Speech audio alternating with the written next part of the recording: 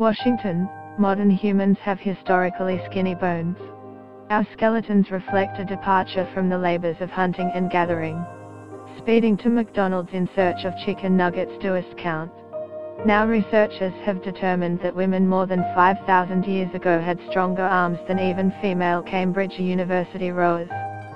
Manual grinding of grain between large stones to make flour may have contributed to their powerful biceps, a study by the university found. Scientists used computed tomography, CT, scanning to analyze the bones of Central European women who lived during the first few thousand years after the advent of farming. There was nothing unusual about the women's leg bones, but their arm bones were 11 to 16% stronger for their size than those of the university's female rowing crews. They were almost 30% stronger than typical Cambridge students. Bones become thicker and denser in response to physical impact and muscle strain. Stronger bones are generally an indication of stronger muscles. Lead scientist Drive Alison McIntosh, from Cambridge University's Department of Archaeology, said this was the first study to actually compare prehistoric female bones to those of living women.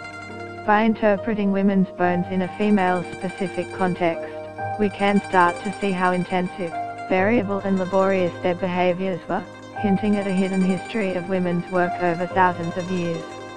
Get the latest news and updates emailed straight to your inbox. By submitting your email you are agreeing to Fairfax Media's terms and conditions and privacy policy.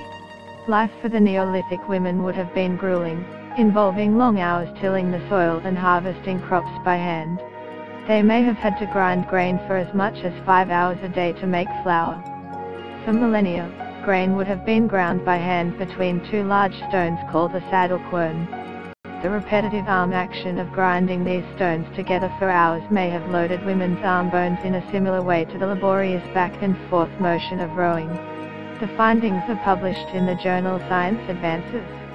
Anthropologists looking backward in time have found that, in contrast with our well-rested skeletons, prehistoric leg and arm bones were thicker.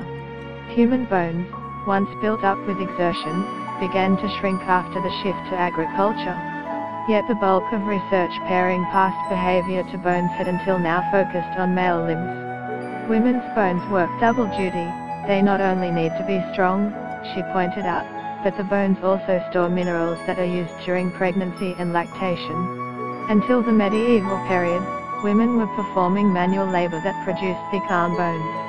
We've largely been underestimating the scale of this work, McIntosh said. The anthropologists made laser scans of old bones, from the upper arms and shins of prehistoric women who were part of farming societies in different times, the Neolithic, Bronze, Iron or Middle Ages.